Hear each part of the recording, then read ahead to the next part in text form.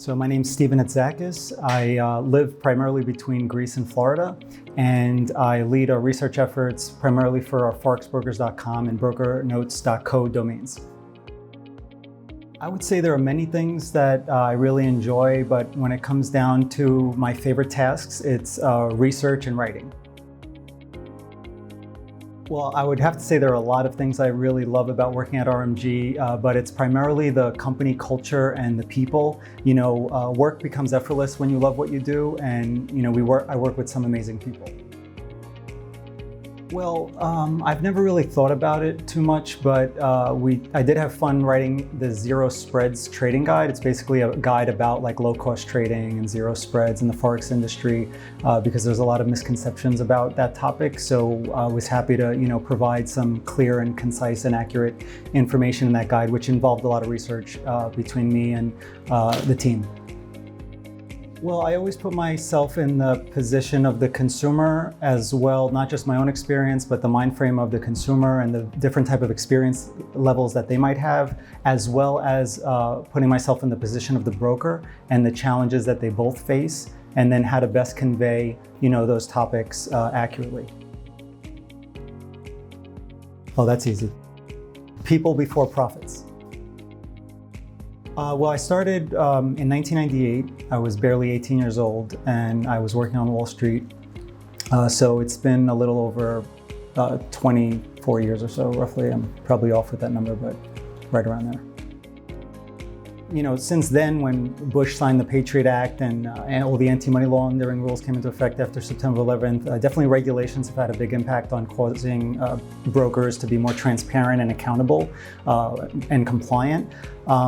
But the quality of information has improved and people demand more, whether it's research or educational content. Traders expect university-grade education nowadays when they're trying to learn about financial markets or personal finance. It's not enough to just scratch the surface. The brokers have to really dive deep into these topics.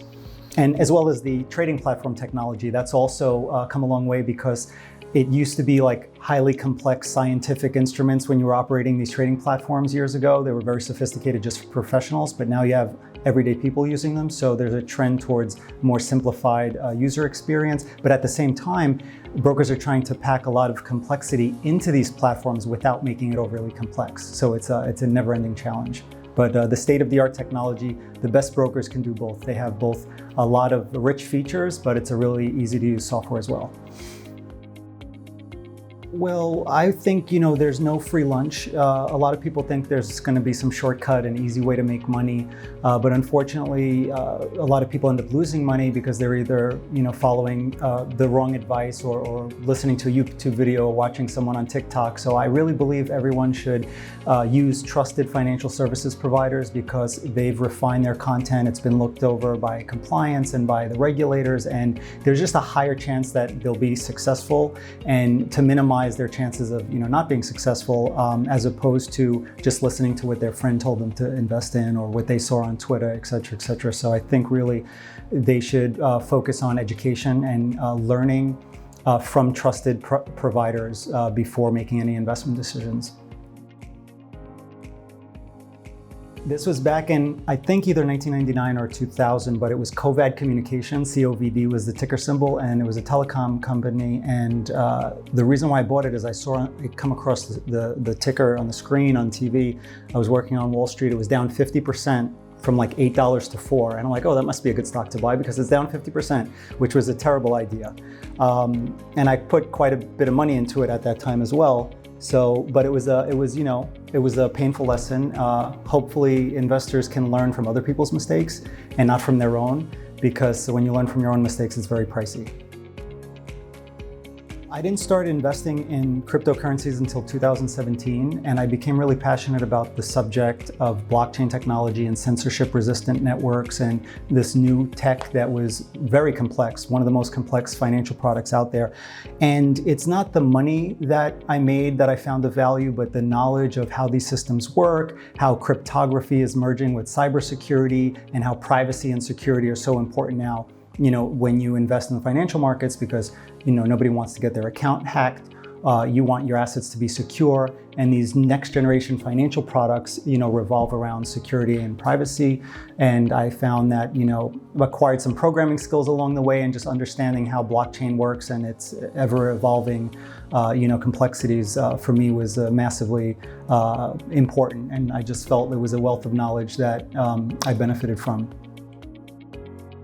Well, I've been through this, especially with crypto over the past 5 years, and I would say that if you're looking at the value of your portfolio in dollars or whatever currency, you're going to be more affected by volatility, as opposed to thinking about how many shares of a company you own, or how many Bitcoin, or the size of your position. If you focus on the size of your position, then you might have a long-term goal like, oh, I hope Tesla's at $3,000 one day and I own X number of shares. I feel that will allow you to deal with volatility better, as opposed to looking at the dollar value of your portfolio. And it allows you to think more like a long-term investor as well. So when I focus on the size of my portfolio, I'm not affected by volatility. But if I look at the dollar value, then yes, the stomach can churn. I love running. I'm a runner, but that's more of a lifestyle, just like eating healthy and nutritional choices. They used to be hobbies, but they're more a lifestyle. I would say I love surfing and diving, free diving, spearfishing. I also like to play a lot of chess. I've played over 25,000 games of chess in my life, mostly very short time frame games, but it allows you to think kind of in an abstract way, in addition to planning ahead. And I find that a good exercise just to give your brain something different to do, as opposed to reading information, or kind of just a good balance. Just like drawing. I also like to draw sometimes and paint. Well, I'm picky about both, but I would say if it's a good fish taco, I would go with that. If I'm in New York, maybe I'd probably go with pizza, a good fresh slice of margarita. I have an amazing dog, so I've become a dog person, but historically I like cats because I found them to be a little bit more peaceful and calming, whereas dogs require a lot of attention and are more energetic, but I love both of them.